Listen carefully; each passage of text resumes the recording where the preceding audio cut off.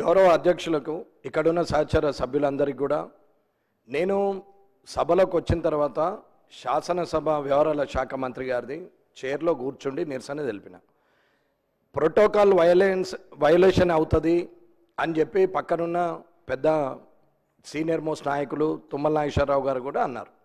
నేను అప్పుడు కూడా చెప్పాను, అన్నా ఇది ఇక్కడ మీ చైర్లో కూర్చుంటే మీకు ఇబ్బంది అయినప్పుడు రేపు ప్రొద్దున అక్కడ కాన్స్టిట్యున్సీలో మాకు ఇబ్బంది అవుతున్నది, మీరు అంటే ఇవాళ తెలంగాణ తల్లిది ఉన్నది, ఇవాళ ఒక్కరోజు వదిలేసాయి రేపు మాట్లాడదామని ఆయన మాట ఇచ్చిండు. సరే మాట ఇచ్చి రేపటి వరకు కాదు అవకాశం ఇవ్వాలి అని చెప్పాము. చెప్పిన తర్వాత సరే మంచిదని చెప్పి జనగణమన అయిన తర్వాత ఇక్కడికి వచ్చినాం. ఇది ఆయన నోటి ద్వారా వచ్చినటువంటి మాటలు, ఇది అబద్ధం కాదు, ముందరే చెప్తున్నాం. ఇక్కడికి వచ్చి కూర్చున్న తర్వాత అవకాశం ఇవ్వడానికి ఇబ్బంది పడుతున్నారు.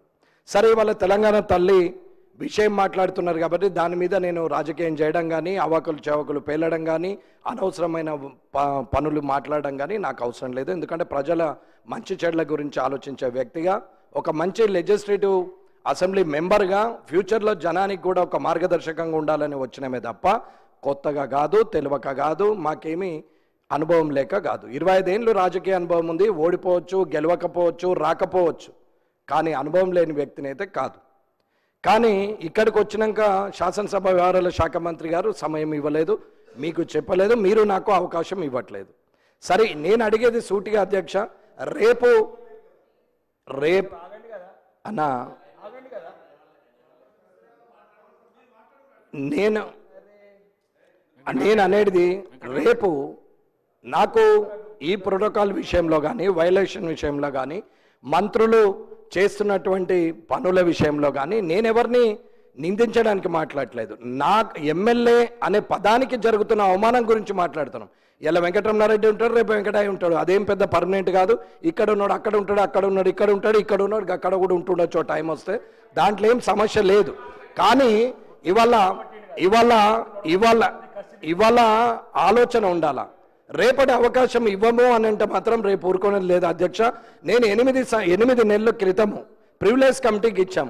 కలెక్టర్ గారు చేసినటువంటి ఒక పని మీద, అక్కడున్న ఇన్ఛార్జ్ మినిస్టర్ గారు చేసిన పని మీద ఇప్పటి వరకు దాని మీద యాక్షన్ లేదు. సుమారు 60 క్వశ్చన్లు పంపినాం, ఇప్పటి వరకు దాని పత్తలేదు అతలేదు, సంవత్సరం అయింది. నేను ఒక ఎమ్మెల్యేకు ఉండే మర్యాదను ఇవ్వమని చెప్తున్నాం, వెంకటరమణారెడ్డి గురించి కాదు. ఇది మీరు ఆలోచించి రేపు నిర్ణయం తీసుకోవాలా. రేపు మళ్ళీ నేర్చుకోండి కొత్తగా అది ఇది అని అంటే ఊరుకునేది అయితే ఏమీ లేదు అధ్యక్ష. మీరు దయచేసి సహకరించాలా, ఎట్టి పరిస్థితుల్లో రేపు చర్చ జరగాలని కోరుకుంటున్నాను. గౌరవ సభ్యులు చెప్పదండి సత్యం గారు.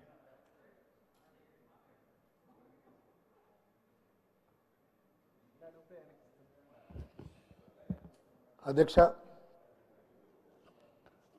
తెలంగాణ తల్లి